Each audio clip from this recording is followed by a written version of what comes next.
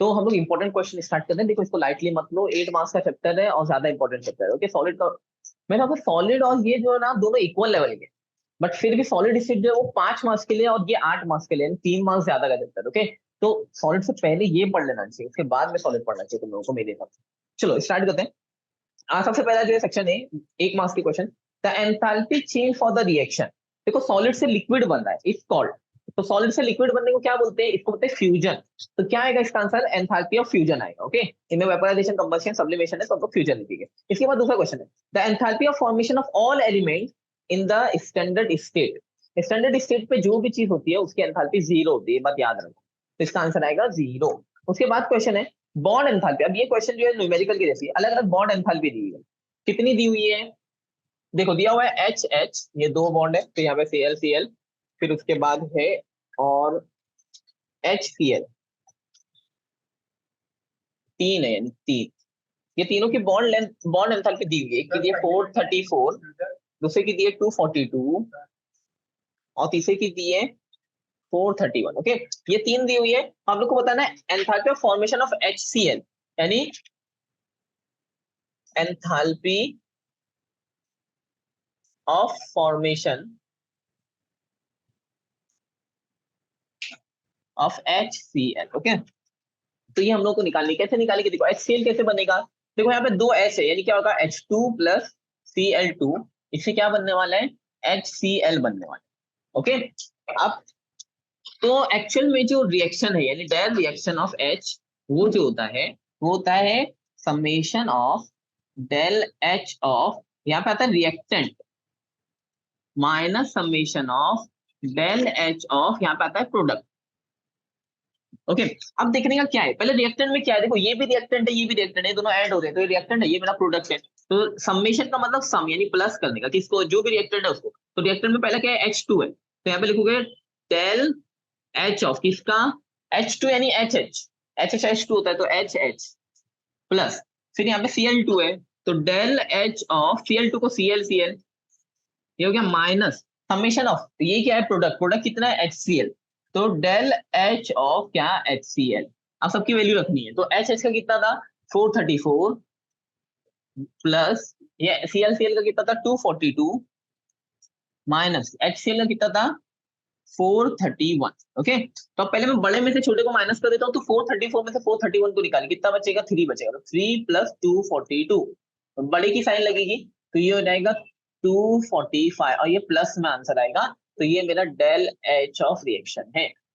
Okay चलो आगे बढ़ते हैं। इसके बाद तो हम लोग को स्टार्ट करना है क्वेश्चन, क्या क्वेश्चन है, देखो सिंपल क्वेश्चन है, a gas is allowed to expand in a well insulated container against pressure. P दिया हुआ है कितना 2.5 बार, P इज इक्वल टू 2.5 बार, इसको बार में दिया हुआ है। और उसके बाद क्या बोल रहा है, उसकी लीटर चेंज जो दी है 2.5 बार, 2.5 लीटर टू 4.5 लीटर, 2 लीटर दिए, V1 is equal to 2.5 litre और V2 दिया है 4.5 लीटर। ओके चलेगा। और उसके बाद कुछ दिया है डेल यू पूछा है, change in energy, del U is equal to question mark, अभी कन्वर्ट करना पड़ेगा। तो वॉल्यूम को तो मैं पहले मीटर क्यूब में कन्वर्ट कर देता हूँ, 2.5 इंटू 10⁻³ -3 मीटर क्यूब, ये भी हो जाएगा 4.5 इंटू 10⁻³ -3 मीटर क्यूब। अभी ये बार को भी हम लोगों को कन्वर्ट करना पड़ेगा, तो बार को हम लोग को किस में कन्वर्ट करना पड़ेगा, पास्कल में कन्वर्ट करना पड़ेगा। ओके तो बार को पास्कल में कैसे कन्वर्ट करते हैं, तो हो जाएगा 2.5, अब इसको चाहे तो 10⁵ पास्कल भी बोल सकते हो। देखो 1 बार इक्वल टू क्या होता है, इनटू 1.013 इंटू 10⁵ पास्कल, ये इतना ज्यादा कन्वर्जन है। ओके चलो बस अब सॉल्व करते हैं इसको। डेल यू क्या होता है, Q प्लस W होता है, राइट। और इसमें कुछ दिया है, नहीं दिया है, देखो क्यों नहीं दिया है, देखो एक बात का ध्यान रखो, क्वेश्चन में इंपॉर्टेंट चीज क्या है, इंसुलेटेड बोला है, वो इंसुलेटेड क्यों बोल रहा है, उसका क्या रीजन होगा, क्योंकि Q 0 है। ओके तो यहाँ पे Q 0 है, ये बात को समझो, Q इक्वल टू 0।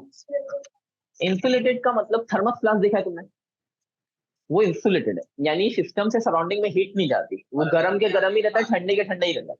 ओके यानी सिस्टम से सराउंडिंग में नहीं आती, सराउंडिंग से सिस्टम में नहीं आती। अब क्या होगा, तो डेल यू क्या होता है, del U is equal to होता है Q plus W, but Q 0 है, तो डेल यू कितना हो जाएगा, वो हो जाएगा डब्ल्यू। डब्ल्यू क्या होता है, माइनस पी डेल वी, तो माइनस पी डेल वी। अच्छा, गैस एक्सपांड हो रही है या एक्सपांड हो रही है, कंप्रेस नहीं हो रही, तो पी डेल वी लिखेंगे हम लोग, पी डेल वी, तो वो जाता है पी, और यहाँ पे आता है डेल वी की जगह V2 माइनस V1। इतना लिखने के बाद अब हम लोग सबकी वैल्यू डालेंगे, तो क्या होगा, पी कितना है, तो उसको मैं लिखता हूँ 2.5 into 1.013 into 10⁵ into V2 minus V1 कितना है, तो ये 4.5 और 2.5 को डायरेक्ट माइनस कर दो, लिखो 4.5 माइनस 2.5 इंटू 10⁵ माइनस 3। अब देखो क्या होगा, ये ऐसे ही रखो, पहले 2.5 इंटू 1.013 इंटू ये 10⁵ 10 माइनस 3 10⁵2 हो जाएगा, तो रहेगा 10⁵2। 4.5 में से 2.5 निकाले तो वो बचेगा 2, और ये कैंसिल हो गया। चलो अब ये क्या करो, ये 2 और 2.5 को मल्टीप्लाई करो, तो ये हो जाएगा 5 इंटू 1.013 इंटू 10⁵2, और ये कितना होगा 13 5 60 या 65, 13 65, तो ये हो जाएगा 5 तो 5.065 इंटू 10⁵2, तो ये हो जाएगा 506.5। ये मेरा क्या हो जाएगा, डेली हो जाएगा। देखो एक सिमिलर क्वेश्चन था जिसमें हीट भी दी हुई थी, तो अगर हीट भी दी हुई होती हम लोगों को, तो वो भी हम लोग को यूज करके इसको आगे सॉल्व करना पड़ेगा, वो टेक्स्ट बैक का टेक्सचुअल क्वेश्चन था। ओके, तो इसमें हीट नहीं है।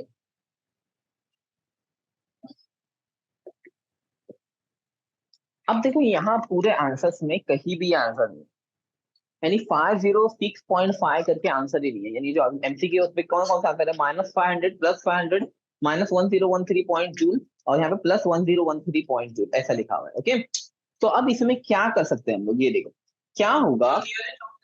हाँ, एक्चुअल में उसने ये कंसीडर ही नहीं किया है, यानी जब कन्वर्जन किया उसने, तो कन्वर्जन में ये यूज नहीं किया उसने, 1.013 नहीं लिया, सिर्फ 10⁵ कर दिया।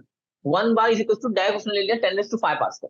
तो अब इसकी वजह से क्या हुआ कि पिक्चर में से ये सब हट गया, अगर मैं इसको हटा दूं, ये इसको यहाँ से हटा दूं, ये सब जगह से अगर मैं इसको हटा दूं, अगर मैं हटा दूं, तो ये क्या होगा, ये सिर्फ 5 बचेगा, तो 5 इंटू 10⁵2 बचेगा, और इसका आंसर आ जाएगा 500। ओके, तो ऑप्शंस दिए हैं, बट हम लोग ऐसे यूज करेंगे, ऐसे सॉल्व करेंगे, तो वो भी राइट आंसर है। ओके चलो, अब इसके बाद आगे बढ़ते हैं क्वेश्चन में। तो क्वेश्चन दिया हुआ है, अब थ्योरी क्वेश्चन करते हैं। पहला दिया हुआ है, classify the following properties as intensive और एक्सटेंसिव।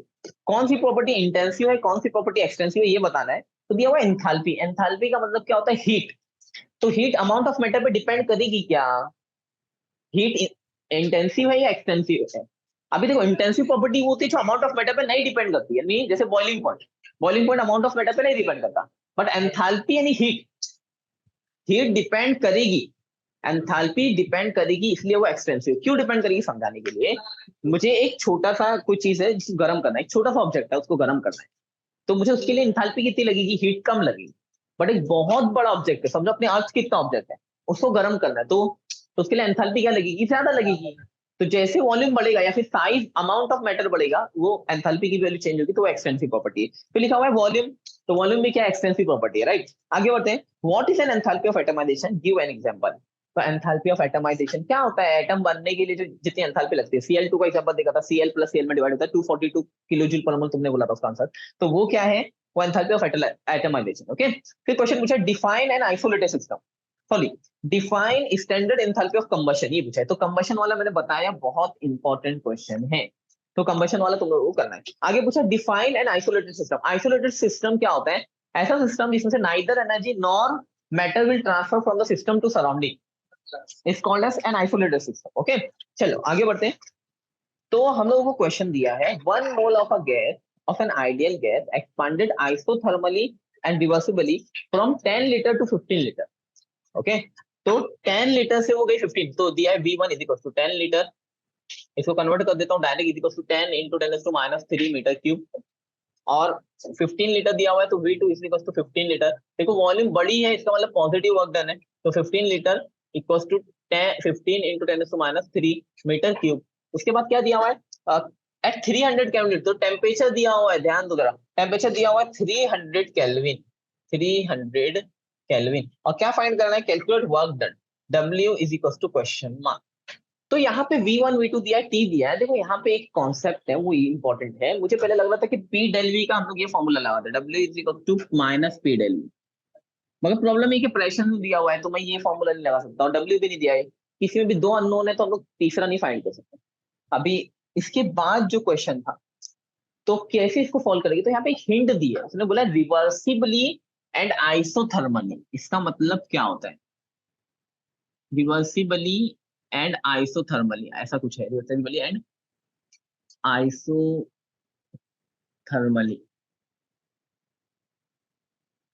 ओके, तो रिवर्सिबली और आइसोथर्मली का मतलब क्या है कि टेम्परेचर कांस्टेंट है और वो रिवर्सिबल प्रोसेस है। और ये जो होता है ये किसमें होता है, ये सिर्फ मैक्सिमम वर्क डन में होता है। रिवर्सिबल प्रोसेस जो होती है वो मैक्सिमम वर्क डन प्रोवाइड करते हैं। तो मुझे यहाँ पे मैक्सिमम वर्क डन का फॉर्मूला लगाना है, यानी मुझे लगाना है डब्ल्यू मैक्स का फॉर्मूला।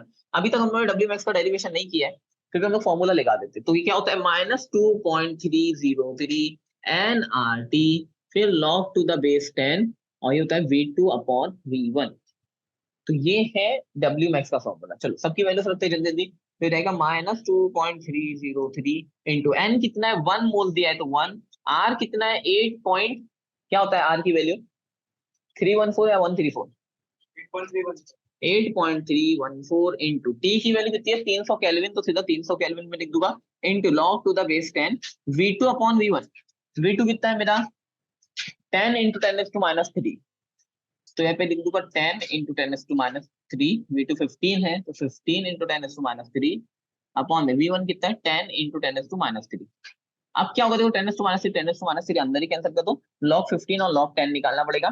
ओके चलेगा, देखते हैं। तो अब इसके बाद क्या होगा, चलो इसको और सॉल्व करते हैं। कैसे मैं सॉल्व कर सकता हूँ इसको, लॉग ही यूज करना पड़ेगा हम लोगों को, फिर भी देखते हैं। तो ये रहेगा पहले -2.303 इंटू 8.314 इंटू 300 इंटू लॉग 15 कितना होगा, पता लॉग टेबल एक मिनट। ओके, तो लॉग 15 कितना होगा, जल्दी लॉग देखते हैं।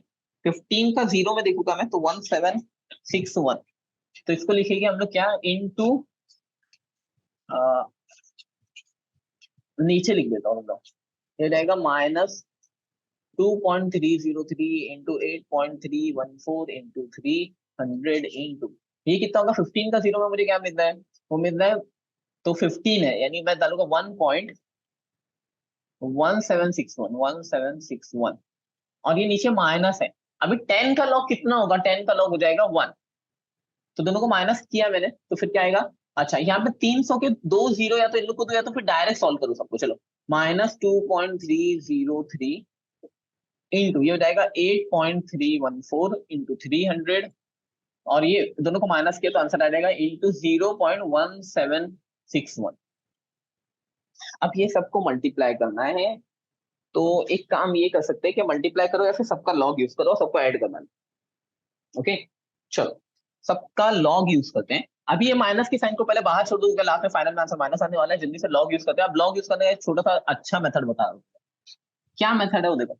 क्या करते हैं, सबसे पहले ये माइनस को छोड़ो, ये सबको ऐड करना है, इसको ऐड करना है, इसको ऐड करना है, इसको ऐड करना है, इसको ऐड करना है, सबको ऐड करना है। ओके कैसे ऐड करेंगे देखो, सबसे पहले 2.303 है, तो फिर यहाँ पे आएगा 0 पॉइंट, यहाँ पे 8 पॉइंट है, यहाँ पे भी आएगा 0 पॉइंट, यहाँ पे 3 डिजिट है तो यहाँ आएगा 2 पॉइंट, और यहाँ पे 0.17 है। अब क्या करेंगे, यहाँ पे 0 पॉइंट है ना, तो एक माइनस करेंगे तो कितना होगा, तो यहाँ पे आएगा -1 पॉइंट। ओके यानी इसको नीचे वाले को माइनस करना पड़ेगा, बाकी सबको प्लस करना पड़ेगा। तो एक काम करो, पहले सबको प्लस कर दो और नीचे माइनस करो, यानी -1 पॉइंट ऐसा लिखो।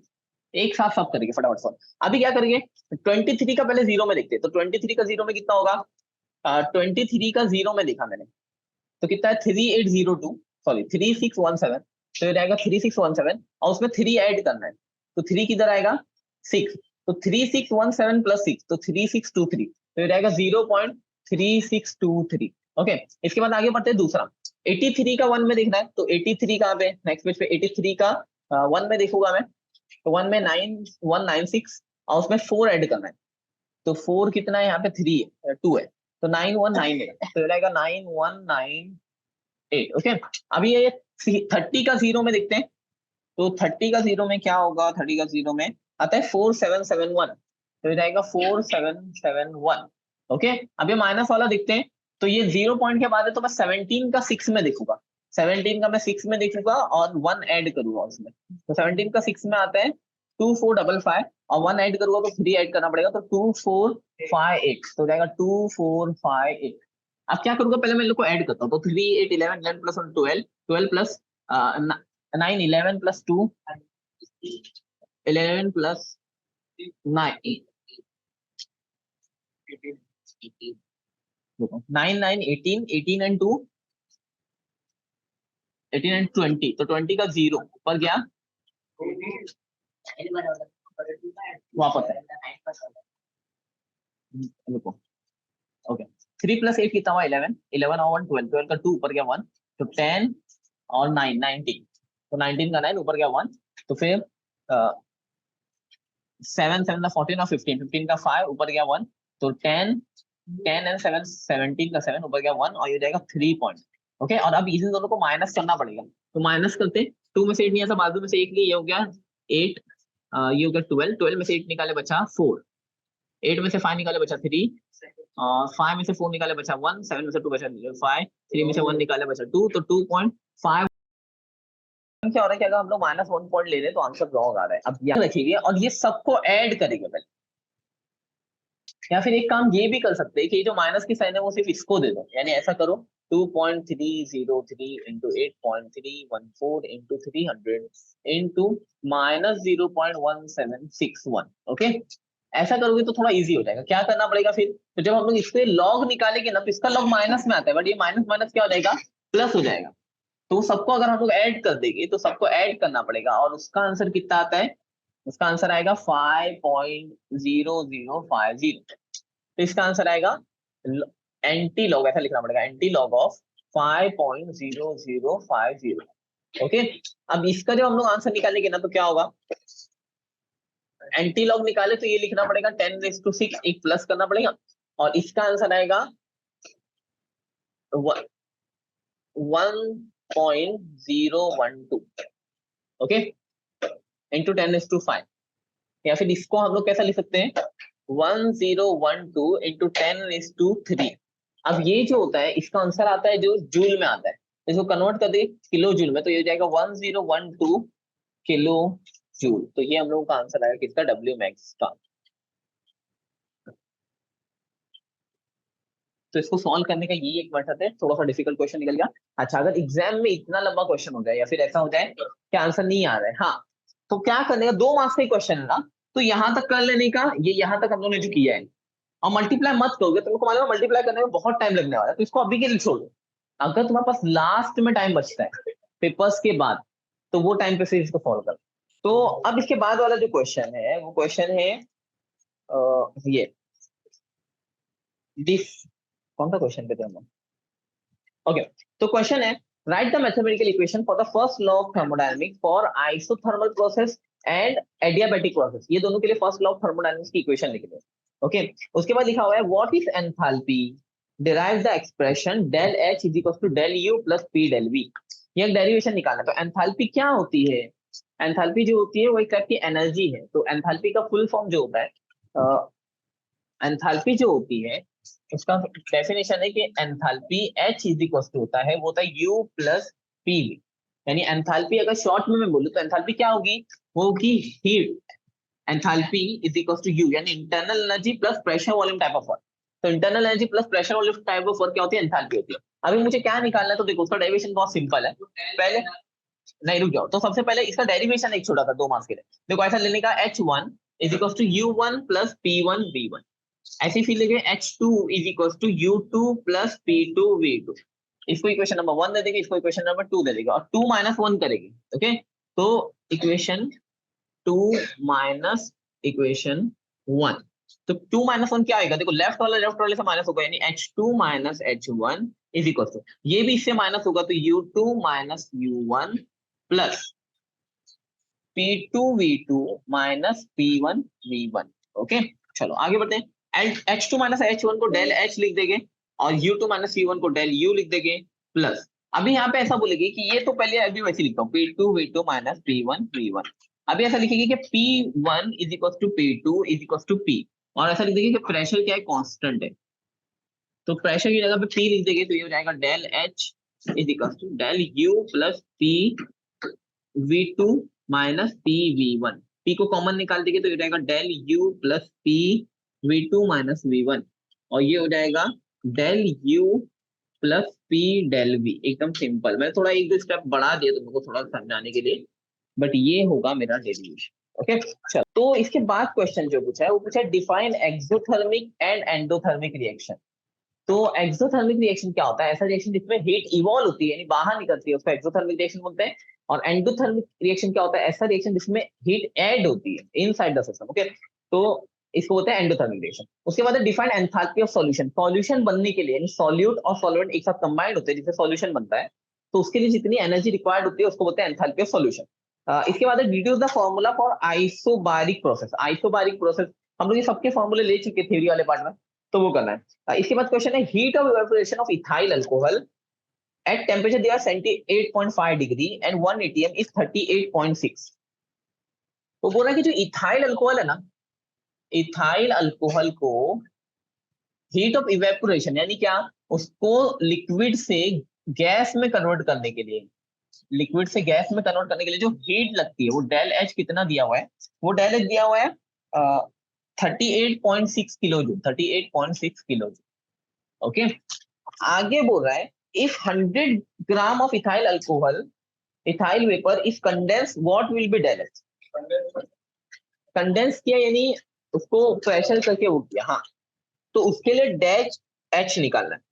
ओके, तो डेल एच क्या होगा अगर इफ 100 ग्राम इज कंडेंस। वैसे 100 ग्राम उसको कंडेंस नहीं लिखना चाहिए, उसको इवेपोरेटेड ही लिखना चाहिए। ओके, तो इसके लिए क्या होगा, अगर मैं 100 ग्राम का यूज करूंगा तो कितना आंसर आएगा वो बताना। तो ये जो होता है ना, ये डेल एच किसके लिए दिया है? ये दिया हुआ है 1 मोल के लिए। 1 मोल रिक्वायर्स इतना, इतना डेल एच 1 मोल के लिए चाहिए, बट 100 ग्राम कितना रिक्वायर्ड होगा? 100 ग्राम रिक्वायर्स डैश, कितना रिक्वायर्ड है ये पूछना है। ओके, तो सबसे पहले मैं नंबर ऑफ मोल्स कैलकुलेट करूंगा, तो number of mole equals to क्या होता है? वो होता है मास अपॉन मोलार मास। नहीं, अभी देखो मास कितना है? 100 ग्राम है, तो वो तो मास तो मैं लिख दूंगा 100 अपॉन इथाइल अल्कोहल का मोलार मास कितना होगा वो हम लोग को कैलकुलेट करना पड़ेगा। देखो मोलार मास कैसे ऐड करेंगे, तो मोलार मास कैसे होगा? CH3 CH2OH, ये इथाइल अल्कोहल है। मोलार मास कितने कार्बन? 2 कार्बन यानी C2, कितने हाइड्रोजन?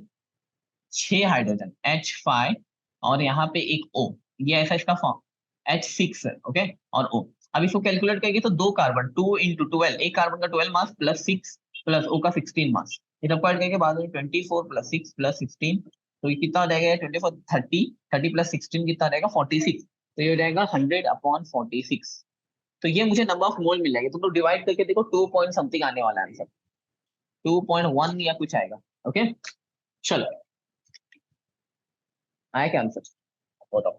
अब देखो 100 डायरेक्ट करता हूँ मैं, चलो 100 ये इतना था, ये इसका नंबर ऑफ मोल है, तो एक मोल के लिए 1 मोल 1 रिक्वायर्स 38.6 किलो जूल, 2.1739। ओके, तो 1 इतना किलो जूल किसको लग रहा था? 1 को, तो ये 2.1739 को कितना लगेगा? इसको समझ लगेगा x, तो x निकालना, क्रॉस मल्टीप्लीकेशन किए तो x is equal to x into 1, x into 1 equal to जाएगा ये इंटू ये 2.1739 इंटू 38.6 किलो जूल। इसको मल्टीप्लाई कर देंगे तो हम लोग को आंसर मिल जाएगा, यानी x कितना मिलेगा, कितना रिक्वायर्ड है, इसको मल्टीप्लाई कर देंगे। और उसके बाद देखो आंसर क्या आएगा? 83.9125, 83.9125 किलो जूल, यानी 100 ग्राम इथाइल अल्कोहल को इतनी एनर्जी लगेगी इवेपोरेट होने के लिए। इजी क्वेश्चन है, बोल रहा है define and explain enthalpy of vaporisation. Vaporisation कैसे होता है, एंथैल्पी ऑफ वेपोराइजेशन क्या होती है वो बताना हम लोग को पता है। एंथैल्पी ऑफ वेपोराइजेशन क्या होता है? लिक्विड को वेपर बनाने के लिए जितनी भी एंथैल्पी लगती है उसको एंथैल्पी ऑफ वेपोराइजेशन बोलते हैं। इसके बाद क्वेश्चन दिया हुआ है, बहुत इजी क्वेश्चन है। देखो एक रिएक्शन ऐसा दिया है OF2, बहुत सिंपल है, न्यूमेरिकल जैसा है, बट 2 मार्क्स के लिए आ सकता है, प्लस H2O गिव्स क्या देगा? ये देगा, ये देगा O2 प्लस 2HF। क्वेश्चन में थोड़ा सा रॉन्ग लिखा है, देख लो जरा। यहाँ पे दिया हुआ है del H is equal to minus 323 kilo, ये क्वेश्चन मुझे दिया हुआ है। अब इसके बाद मैं क्या करूंगा, इसको डेल एच की वैल्यू निकालनी है if the reaction is multiply by 3। अगर ये पूरे रिएक्शन को मैं 3 से मल्टीप्लाई कर दूं तो लिखूंगा मैं if the reaction is multiplied by 3। अगर ये रिएक्शन को 3 से मल्टीप्लाई कर दूंगा तो क्या होगा, तो डेल एच को भी 3 से मल्टीप्लाई कर देना पड़ेगा। तो कितना होगा डेल एच, तो डेल एच हो जाएगा, डायरेक्ट मल्टीप्लाई कर दो, 3 3 9, 3 2 6, 3 3 9, तो माइनस 969 किलो जूल हो गया आंसर। और दूसरा बोला है, दूसरा ये नंबर 1 था, इसमें दूसरा बोला हुआ है कि एक्सप्लेन वर्क नहीं, direction of the reaction is reverse. Direction अगर मैं रिवर्स कर दूं तो क्या होगा, direction of reaction if reverse, तो रिवर्स अगर मैं कर दूंगा उल्टा तो उल्टा हो जाएगा, यानी इसको इधर लिख दो उसको उधर लिख दो, तो उसका भी आंसर कितना रहेगा, ऐसा लिख दो O2 प्लस 2HF गिव्स क्या हो जाएगा OF2 प्लस H2O। तो क्या होगा, ये जो साइन है ना इसका डायरेक्शन चेंज हो जाएगा, यानी डेल एच क्या होगा, हो जाएगा -323 की जगह हो जाएगा 323 किलो जूल। हो गया, बस इतना सा क्वेश्चन था। चलो आगे बढ़ते हैं। इसके बाद क्वेश्चन दिया हुआ है explain work obtain in vacuum और फ्री एक्सपांशन। वैक्यूम में वर्क को क्या होता है, तो हम लोगों ने बताया वैक्यूम में जो वर्क होता है वो जीरो होता है। क्यों, क्योंकि वैक्यूम में जो होता है प्रेशर क्या हो जाता है, अप्लाई नहीं होता, प्रेशर जीरो होता है, इसके लिए वर्क डन जीरो होता है। आगे बढ़ते हैं, इसके बाद ये वाला क्वेश्चन है determine whether the reaction is spontaneous और नॉट। तो स्पॉन्टेनियस के लिए डेल एफ पॉजिटिव लगता है, देखो यहाँ पे डेल एफ पॉजिटिव है क्या, नहीं, डेल एफ नेगेटिव है, तो ये क्या होगा, ये जो होगा नॉन स्पॉन्टेनियस रिएक्शन है। और बोलता है कि does it have the cross over temperature.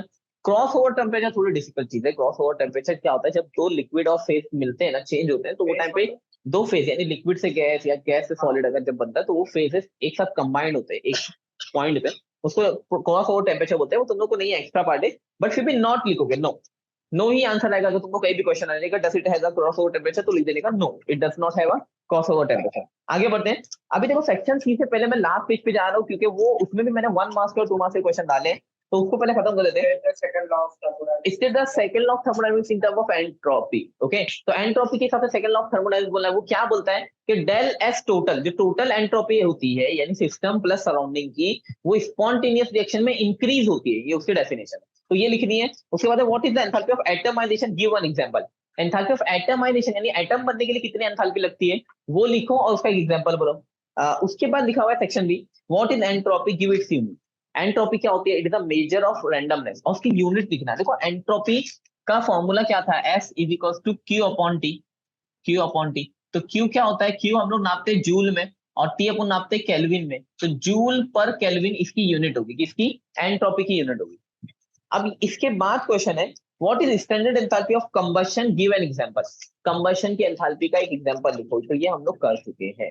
Okay, SS law पे न्यूमेरिकल जो आती है वो डिफिकल्ट आती है और इंपॉर्टेंट आती है। हम लोग को क्या करना है, फॉर्मेशन ऑफ देखना है मिथेनॉल या CH3O।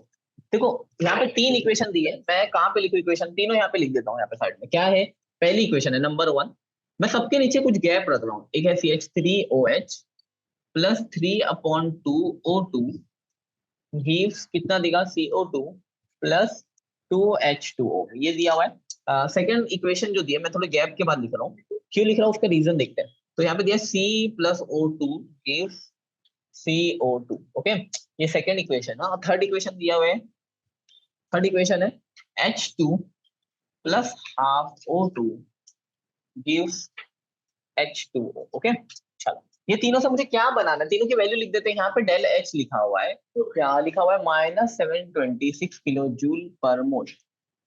ओके, यहाँ पे डेल एच लिखा हुआ है -393, del H equal to -393 kilo joule per mole. Okay, और लास्ट में दिया del H is equal to FH is equal to -286 kilo joule per mole. Okay, kilo joule per मोल, उसका कोई जरूरत नहीं है। ओके ओके, अब ये सब दिए राइट, और इससे मुझे क्या बनाना है, मिथेनॉल बनाना है, बस इतना ही डेटा है। अब मुझे 3 मार्क्स के लिए क्वेश्चन आएगा और कुछ बताएगा कि कैसे बनाऊं मैं, तो मुझे बनाना क्या उस पर ध्यान दो। बनाना है हम लोगों को CH3OH, इसको बोलते हैं मिथेनॉल या मिथाइल अल्कोहल भी बोलते हैं। अब ये बनाने के लिए ये किसमें, वो देखो इसमें, बट बनेगा यानी प्रोडक्ट में आएगा, तो ये राइट साइड में आना चाहिए। ये यहाँ पे लेफ्ट साइड में दिया हुआ है, इसको राइट साइड में आना चाहिए। तो मैं क्या करूँ ये इक्वेशन को, तो पहला नंबर 1 लिखना पड़ेगा रिवर्सिंग इक्वेशन, इसको रिवर्स करो, रिवर्सिंग इक्वेशन। फिर क्या हो जाएगा, देखो ये ऐसा हो जाएगा CH3OH प्लस 3, अब सॉरी ये उल्टा हो जाएगा ना, रिवर्स हो जाएगा। रिवर्स होने का मतलब क्या, रिवर्स होने का मतलब क्या, पहले वो लिखेंगे CO2 plus 2H2O gives CH3OH plus 3/2O2, right. चलो तो ये पहला तो हम लोग को मिल गया, क्या मिला, CH3OH कहाँ मिल गया, राइट साइड में मिल गया। ओके, अब इसके बाद ये दूसरे रिएक्शन को देखते हैं। देखो अब मेरा देखो CO2 लेफ्ट में आ गया, मुझे CO2 इक्वेशन में चाहिए ही नहीं। CO2 क्या होना चाहिए, गायब हो जाना चाहिए। तो देखो जो चीज लेफ्ट में वही अगर राइट में होगी तो वो इक्वेशन से गायब हो जाएगा। तो मैं कुछ नहीं करूंगा, सेकंड वाली इक्वेशन को वैसी के वैसे ही रखूंगा। ओके, तो इसको नंबर 1 इक्वेशन दे दो, ये जो हम लोगों ने चेंज की उसको, इसको नंबर 2 इक्वेशन दे दो। चलो 2 इक्वेशन हो गई। अब थर्ड वाली की बात करते हैं। थर्ड वाली में क्या है, ओके देखो समझो जरा, यहाँ पे कितना H2O है, एक H2O है, राइट। और यहाँ पे कितना H2O है, 2 H2O है। हम लोग को बनान H2O भी नहीं चाहिए पिक्चर में।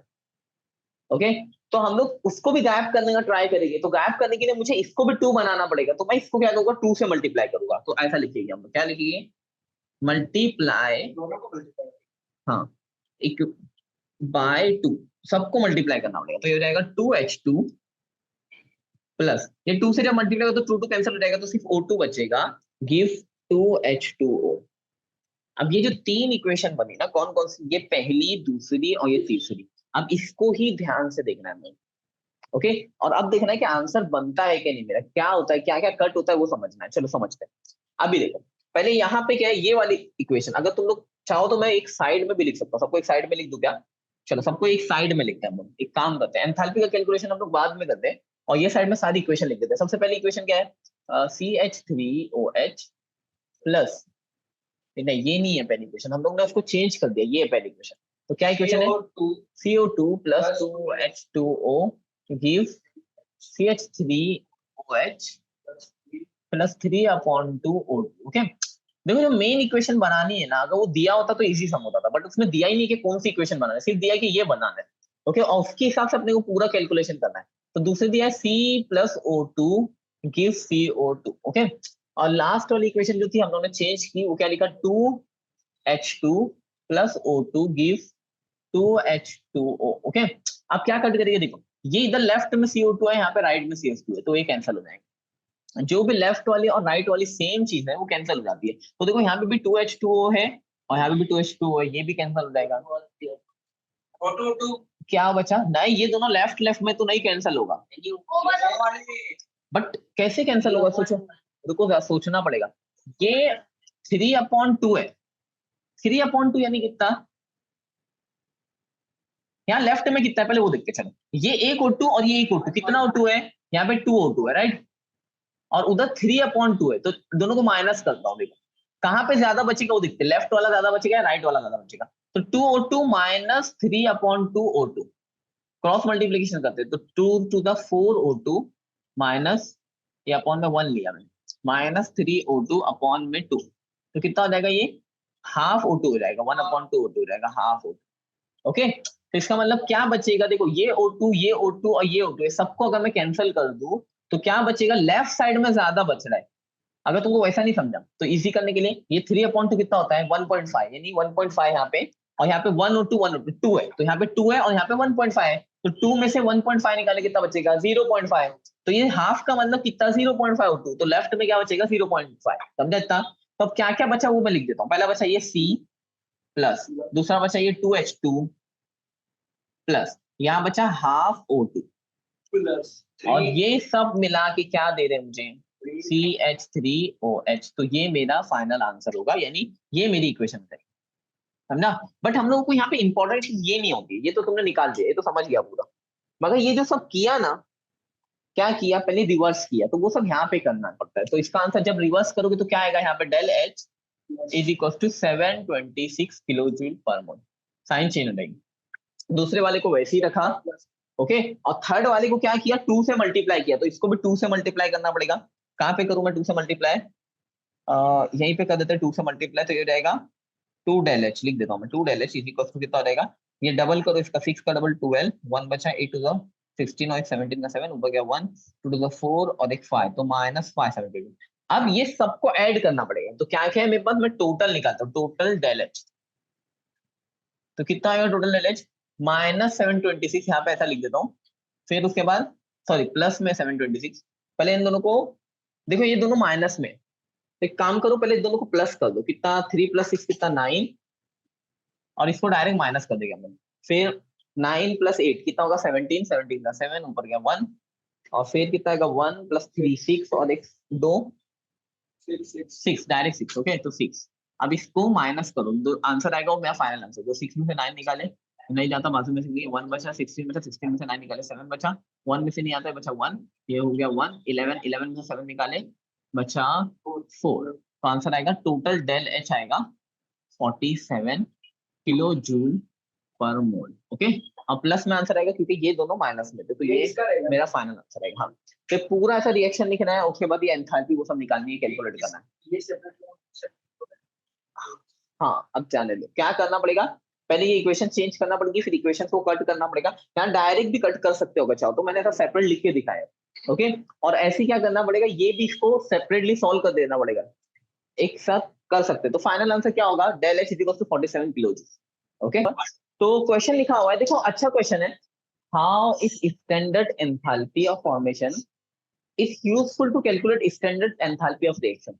स्टैंडर्ड एंथैल्पी ऑफ फॉर्मेशन से हम लोग कैसे स्टैंडर्ड एंथैल्पी ऑफ रिएक्शन निकाल सकते हैं वो लिखना है। तो कैसा होता है कि अगर स्टैंडर्ड एंथैल्पी ऑफ, हम लोग को ऐसा फॉर्मेशन पता है, समझो एक रिएक्टेंट है उसकी स्टैंडर्ड एंथैल्पी पता है, फिर दूसरा रिएक्शन है उसकी भी स्टैंडर्ड एंथैल्पी पता है, फिर उसका प्रोडक्ट है उसकी भी स्टैंडर्ड एंथैल्पी हमें पता है, तो कैसा होगा कि वो कैसा होता है, ये होता है summation of del H of, ये होता है product, minus summation of del H of reactant.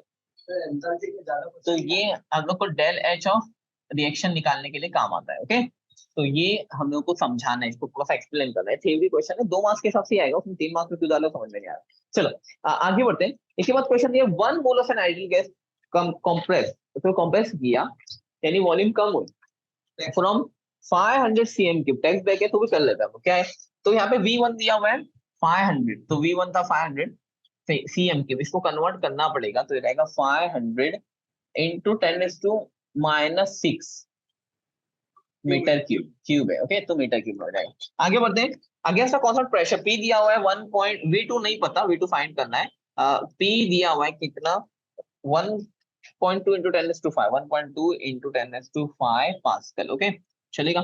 आगे बढ़ते हैं, और क्वेश्चन भी क्या दिया हुआ है, वर्क डन दिया है W दिया है 36 जूल, बहुत सिंपल क्वेश्चन है, चलो स्टार्ट करते हैं। तो W का फॉर्मूला क्या होता है, माइनस पी डेल वी। अब माइनस की यूज किया क्योंकि कंप्रेस हो रही है, एक्सपांड हुआ तो प्लस यूज करेंगे, कंप्रेस हुई तो माइनस यूज करेंगे। आगे बढ़ते हैं, तो क्योंकि W माइनस पी कितना है मेरा, एक minute, 1.2 into 10⁻5 into del V, यानी क्या होता है V2 माइनस V1, यहाँ पे लिख देता हूँ minus P V2 minus V1, formula भी लिख देता हूँ एक बार। तो V2 कितना है नहीं पता मुझे, माइनस V1 कितना है, V1 दिया है कितना 500 इंटू 10⁻�6। अब इसको कैसे सॉल्व करेंगे, चलो सॉल्व करते हैं। पहले ये जो है W की भी वैल्यू दी है ना हम लोग को, तो W की जगह मैं कितना लिखूंगा 36 लिखूंगा। अभी ये इसको ये डिवीजन में जाएगा, ये पहले ये पूरा डिवीजन में जाएगा, तो ये रहेगा 36 डिवाइड बाय, अच्छा माइनस में, तो माइनस में रखो कोई प्रॉब्लम नहीं है, ये माइनस में आएगा 36 अपॉन 1.2 इंटू 10⁻5, ओके। अभी देखो 12 के टेबल में 36 आता है, तो अगर चाहो तो इसको शिफ्ट कर दो, कन्वर्ट कर दो, समझ रहे हो। तो कैसे करूंगा मैं, ये अगर ये मैं 12 बनाऊं तो ये 360 हो जाएगा, पर डायरेक्ट कट कर दो, 12 1 जा 12 3 जा, ओके। बट एक जीरो यहाँ पे लगाना पड़ेगा, 30 आएगा, क्यों, क्योंकि 12 नहीं था 1.2 था, छोटी चीज थी, ओके। तो 30 अपॉन 10⁻5 हुआ, 10 ऊपर 5 जाएगा, तो ये जाएगा -30 इंटू 10 माइनस कितना आएगा, वैसे हम लोग को पी डेल वी निकालना पड़ेगा मुझे ऐसा लग रहा है, बट देखते हैं, ये माइनस ऊपर जाएगा तो -5 हो जाएगा, ओके। बट रुको, मुझे इसको -6 में करना पड़ेगा, तो क्या करूंगा मैं, इसको बड़ा करना पड़ेगा, तो ये और छोटा हो जाएगा, तो ये रहेगा 300 into 10⁻�6, okay, is equal to V2 -500 into 10⁻�6। अब देखो दोनों सेम हो गया, ये माइनस को इधर लेके आ जाऊंगा, तो ये प्लस में आएगा, तो ये रहेगा 300 प्लस 500। अच्छा देखो यहाँ पे क्या था, यहाँ पे माइनस में मेरा आंसर है, माइनस में तो ये माइनस में रहेगा। और दोनों में 10⁻⁻6 था तो उसको मैंने कॉमन निकाल दिया, इंटू 10⁻⁻6 लिख दिया, तो मुझे मिल जाएगा V2। माइनस करेंगे तो माइनस प्लस माइनस तो 200 बचेगा, तो 200 इंटू 10⁻⁻6 ये हो जाएगा V2। अगर चाहो तो सेंटीमीटर में कन्वर्ट कर दो तो 200 cm³ is equal to V2। तो ये मेरे हो जाएगा V2 का आंसर। ओके देखो, अभी देखो क्या होता है कि ये मैंने कट कैसे किया, तो क्वेश्चन आ रहा है ये 36 था और अपॉन में ऐसा था 1.2 और यहाँ पे था 10⁵, राइट। इसको मैंने कट कैसे किया वो समझ में नहीं आ रहा। ओके चलो बताता हूँ। क्या करो, इसको 12 बनाओ। तो 12 बनाने के लिए क्या करना पड़ेगा, इसको 10 से मल्टीप्लाई करना पड़ेगा नीचे। जब नीचे मल्टीप्लाई करना पड़ेगा तो ऊपर भी मल्टीप्लाई करना पड़ेगा 10 से। तो नीचे ऊपर दोनों जगह में 10 से मल्टीप्लाई कर दूंगा तो कितना हो जाएगा, ये ऊपर वाला। ऊपर वाले को वैसे ही रहने दो, ऊपर वाला क्या हो जाएगा 10 इंटू 36 और अपॉन में नीचे वाला कितना हो जाएगा, ये पॉइंट शिफ्ट होकर क्या हो जाएगा 12 हो जाएगा। और ये 10⁵ नीचे का नीचे, समझा इतना। अभी 12 से कट गो, 12 12 3 था 36, तो ये हो जाएगा 3 इंटू 10 तो हो जाएगा 30 और 10⁵ नीचे था तो ऊपर आके क्या हो जाएगा 10⁻⁻5 हो जाएगा। ओके तो इसके बाद वाला जो क्वेश्चन है वो है Hess's law of constant heat summation, उसके बारे में बताना है। हेसेस लॉ हम लोगों ने पढ़ा, 3 मार्क्स के लिए बहुत इंपॉर्टेंट है, या तो क्वेश्चन आएगा या तो उसमें न्यूमेरिकल आएगी। ओके 8 मार्क्स का चैप्टर है तो उसमें हेसेस लॉ पे मेरे हिसाब से एक तो देगा ही वो, 3 मार्क्स के लिए। ओके चलो आगे बढ़ते हैं। इसके बाद वाला क्वेश्चन जो है वो सिंपल है, बॉन्ड एंथैल्पी वाला, फिर भी बता देता हूँ एक फटाफट। या साइड से करता हूँ कि मुझे वो डेरिवेशन करने के लिए भी जगह मिल जाए। तो क्या है ये, N2H4 प्लस H2 ये रिएक्शन दिया हुआ है और गिव 2NH3, एन नहीं लिखा मैंने, तो 2NH3 वो दे रहा है ऐसा। अब क्या करना है अपने को, बॉन्ड एंथैल्पी कैलकुलेट करनी है, राइट। चलो डायल लेते हैं इसको, जरा बड़े में ऐसा लिख दो, देखो 2N है तो ऐसा लिखो N N, 4H है, 1H 2H 3H 4H, okay plus H2 को ऐसा लिखो H' गिव्स 2 टाइम्स NH3 को कैसा लिखोगे, N लिखोगे और 3H बना दोगे उसके बाद। तो ये मैंने रिएक्शन लिख दिया अच्छे से। ओके अब ये रिएक्शन हो गया, तो उसने बॉन्ड एंथैल्पी दिया। बॉन्ड एंथैल्पी तो हम लोग को मालूम है क्या होता है, रिएक्टेंट माइनस प्रोडक्ट होता है, जबकि नॉर्मल एंथैल्पी ऑफ रिएक्शन में प्रोडक्ट माइनस रिएक्टेंट होता है। ओके तो बॉन्ड एंथैल्पी में क्या करना पड़ेगा, देखो पहले मुझे लिखना पड़ेगा del H of reaction is equal to summation of, यहाँ पे डेल एच ऑफ प्रोडक्ट, नहीं sorry reactant minus product, reactant minus del H of product. Okay अब देखो डेल एच ऑफ रिएक्टेंट कितना है, तो रिएक्टेंट में क्या क्या है पहले वो समझना पड़ेगा। तो देखो रिएक्टेंट में अगर तुम लोग देखो तो यहाँ पे पहले NH की बॉन्ड है कितनी, 1 बॉन्ड 2 बॉन्ड 3 बॉन्ड और 4 बॉन्ड, यानी NH की कितनी है 4 इंटू डेल एच ऑफ क्या NH। कितने बॉन्ड से वो गिनना पड़ेगा। फिर देखो एक NN की बॉन्ड है दिख रहा है बीच में, तो लिखूंगा प्लस 1 किसकी बॉन्ड है, डेल एच ऑफ NN। ये हो गया मेरा रिएक्टेंट। अच्छा एक और ये भी है, तो HH की भी बॉन्ड है कितनी, plus 1 into del H of HH, right. अभी ये पूरा रिएक्टेंट का हो गया, ये सब जो है ये रिएक्टेंट के। ओके और फिर मुझे माइनस करना पड़ेगा किसको, प्रोडक्ट को। प्रोडक्ट में क्या है, NH3 की बॉन्ड है, देखो कितनी है 2 है, ये 1 बॉन्ड 2 बॉन्ड 3 बॉन्ड और ये 2 टाइम्स यानी 6 टाइम्स है, तो लिखूंगा माइनस 6 टाइम क्या है डेल एच ऑफ, ब्रैकेट में लिख दूंगा N-H। ओके अभी देखो यहाँ पे 4 टाइम्स N-H है और यहाँ पे कितना है 6 टाइम्स N-H है, तो 4 में से 6 निकाले कितना बचा, -2। तो मैं कैसा लिखूंगा, देखो ऐसा लिखूंगा del H of NN plus del H of HH -2 del H of NH हो गया। अब सबकी वैल्यू रखते हैं, अभी तक मैंने वैल्यू बताई नहीं थी तो मैं यहाँ पे साइड में वैल्यूज लिख देता हूँ, क्या क्या वैल्यूज है। तो पहला दिया हुआ है डेल एच ऑफ NH, ये कितनी दी हुई है, ये दी हुई है 389। फिर दूसरा दिया हुआ है del H of HH, del H of HH ये दिया हुआ है 435 और किलो जूल पर मोल है, यूनिट भी लिखनी है।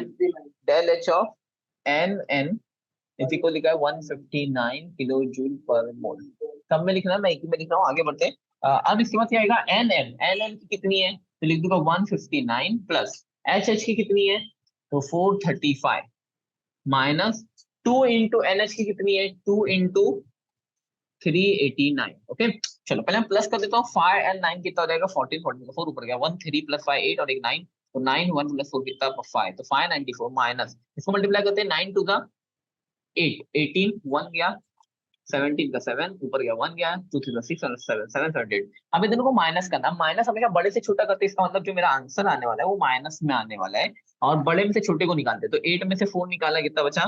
4। 7 में से 9 नहीं जाता, बाजू में से एक ले, ये हो गया 6, ये हो गया 17। 17 में से 9 निकाले, बचा कितना? 8, और 6 में से 5 निकाले, बचा 1, तो -184 मेरी एंथैल्पी ऑफ द रिएक्शन होगी। और ये देखो लास्ट क्वेश्चन, जो सेकंड लास्ट क्वेश्चन है, इसके पहले वाला क्वेश्चन हम लोग कर चुके हैं, तो लास्ट क्वेश्चन क्या आएगा हम लोग का? Actually find maximum work done. अब मैक्सिमम वर्क डन का हम लोग को डेरिवेशन करना है। मैक्सिमम वर्क डन कैसे करेंगे? तो हम लोग को क्या पता है, देखो डी डब्ल्यू, छोटा वर्क डन लेंगे पहले, और छोटा वर्क डन क्या होता है? D W is equal to होता है minus P del V. Del V यानी डेल वी, या डीवी लिख दो उसको, डेल वी मत लिखो उसको, डीवी लिख दो। ओके, बट हम लोग क्या करेंगे, अभी माइनस की साइन हम लोग नहीं लिखेंगे, क्योंकि हम लोग को पता नहीं कि एक्सपांड हो रही है कैसे या कॉम्प्रेस हो रही है।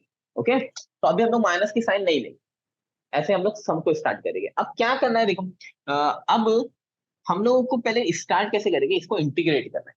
तो इंटीग्रेट करने से पहले एक काम करते हैं, हम लोग प्रेशर को हटा देते हैं। अब प्रेशर कैसे हटा सकते हैं हम लोग को पता है, पीवी इज इक्वल टू क्या होता है? एनआरटी। हम लोगों को पता है सिंपल चीज। ओके, तो यहाँ पे P की जगह पे मैं क्या लिख सकता हूँ? P की जगह पे मैं लिख सकता हूँ NRT अपॉन में V। तो ये P की जगह पे मैं लिख दूंगा ऐसा, NRT अपॉन में V और D। तो ये हो गया DW। अब मैं इंटीग्रेट करूंगा तो इंटीग्रेट कैसा होगा? इंटीग्रेशन दोनों साइड लगाऊंगा, DW is equal to integration of NRT upon में V DV। अभी देखो NRT कांस्टेंट है तो उसको बाहर निकाल दूंगा, NRT। अच्छा, DW का इंटीग्रेशन क्या हो जाएगा? W। तो W तो हो गया, यहाँ पे इसी को W मैक्स बोल देंगे, हो गया ये लेफ्ट वाला काम हो गया। अभी राइट वाला काम करना है, तो राइट वाला क्या बचा हुआ है? Integration of 1 upon V DV। क्यों? NRT को बाहर निकाल दिया, बस जो बचा वो लिख दिया। अभी इसमें एक प्रॉब्लम है, ये जो इंटीग्रेशन है ना, वॉल्यूम कहाँ से कहाँ चेंज हो रही है, इसमें सब डायग्राम बनाना पड़ेगा कि क्या हो रहा है। यहाँ पे एक पिस्टन था, बाद में क्या हुआ, उस पर प्रेशर अप्लाई हुआ, ये एक्सटर्नल प्रेशर की वजह से क्या हुआ, वो पिस्टन नीचे आ गया। ओके, तो वो प्रेशर पिस्टन यहाँ पे आ गया, तो गैस कंप्रेस्ड हो गई, गैस की वॉल्यूम चेंज हुई। ये V1 था, ये V2 थी, तो वॉल्यूम चेंज होकर V1 V2 हो गई, ये बताना पड़ेगा। ओके, तो वॉल्यूम कहाँ से कहाँ चेंज हो रही है, तो 1 से 2 पे चेंज हो रही है, ये हम लोग को साइड में रखना पड़ेगा। अब क्या करेंगे, देखो ये W मैक्स ऐसे लिख देंगे, इज इक्वल टू ये NRT को ऐसे लिखेंगे। अब इंटीग्रेशन क्या होता है, 1 अपॉन एक्स का इंटीग्रेशन क्या होता है? देखो, अगर समझो ऐसा है 1 अपॉन लॉग एक्स, या फिर तुम लोग को पता है डेरिवेटिव लॉग एक्स का 1 अपॉन एक्स होता है, तो इंटीग्रेशन क्या होता है? 1 बाय एक्स का अगर तुम इंटीग्रेशन निकालोगे, integration of 1 by x dx, वो होता है ln यानी लॉग ऑफ एक्स। ओके, वो लॉग ऑफ एक्स होता है 1 बाय एक्स का इंटीग्रेशन। तो अब क्या होगा, इसका 1 बाय वी का इंटीग्रेशन क्या होगा, हो जाएगा ln ऑफ वी, सिंपल हो गया। बट अभी देखो यहाँ पे ये 1 2 था, उसको क्या करेंगे, उसको डेफिनेट इंटीग्रेशन बोलते हैं। अब डेफिनेट इंटीग्रेशन में क्या होता है, 1 to 2 ऐसा लिखना पड़ता है, 1 to 2। ओके, और क्या करना पड़ता है, एक बार माइनस में लेना पड़ता है, यानी V2 माइनस V1 ऐसा मुझे लिखना पड़ेगा। तो NRT ब्रैकेट में लिखूंगा मैं ln of V2 minus ln of V1। अभी लॉग की क्या प्रॉपर्टी है हम लोग को पता है, क्या? Log A minus log B। Actual में ये प्रॉपर्टी कहां से, ये क्या होता है, ये होता है लॉग A अपॉन B। तो इसकी जगह पे मैं लॉग ही, ln का मतलब नेचुरल लॉग होते हैं। ओके, तो ये भी नेचुरल लॉग है, तो क्या होगा NRT, ये हो जाएगा ln of V2 upon V1, इतना हो गया। अब ये क्या हुआ, ये नेचुरल लॉग है, कैसे निकाला मैंने, देखो log A minus log B क्या होता है, लॉग A अपॉन B, तो ये हो गया ln of V2 upon V1। अब देखो ln क्या होता है, ln को नेचुरल लॉग को मुझे किस में कन्वर्ट करना है, लॉग टू द बेस 10 में कन्वर्ट करना है ऐसा। तो उसके लिए मैं क्या करूंगा, लॉग टू द बेस 10 में कन्वर्ट करने के लिए मुझे मल्टीप्लाई करना पड़ेगा, किससे? मुझे मल्टीप्लाई करना पड़ेगा एक नंबर से, इसको -2.303 NRT, सिर्फ -2.303 से मल्टीप्लाई करना पड़ेगा, फिर लॉग टू द बेस 10 हो जाएगा। ये मेरा W मैक्स का फॉर्मूला हो गया। बट इसमें एक और छोटी सी चीज है, वो क्या चीज है कि अगर हम लोग चाहे तो ये V2 और V1 की जगह पे प्रेशर भी लिख सकते हैं, P1 अपॉन P2 भी लिख सकते हैं। कैसे? देखो मुझे पता होता है P1 V1 is equal to होता है क्या, P2 V2। तो इसकी जगह पे अगर मैं समझो यहाँ पे V2 अपॉन V1, तो मैं V2 अपॉन V1 निकालू तो क्या हो जाएगा, P1 upon P2 is equal to V2 upon V1। तो अब यहाँ पे लिख देता हूँ, तो W मैक्स मेरा क्या हो जाएगा, is equal to -2.303 NRT log to the base 10 P1 upon P2। तो ये फॉर्मूला है डब्ल्यू मैक्स का। अच्छा, इसमें एक और चीज है, लास्ट क्वेश्चन जो है वो क्वेश्चन है कि हम लोग को रिलेशनशिप बतानी किस पे, गिब्स एनर्जी पे और एंट्रोपी पे। तो वो क्वेश्चन हम लोग पहले भी कर चुके हैं। एंट्रोपी यानी डेल जी, सॉरी गिब्स एनर्जी यानी डेल जी, और एंट्रोपी यानी डेल एस, उसके बीच का रिलेशन बताना है, और यहाँ पे पूरा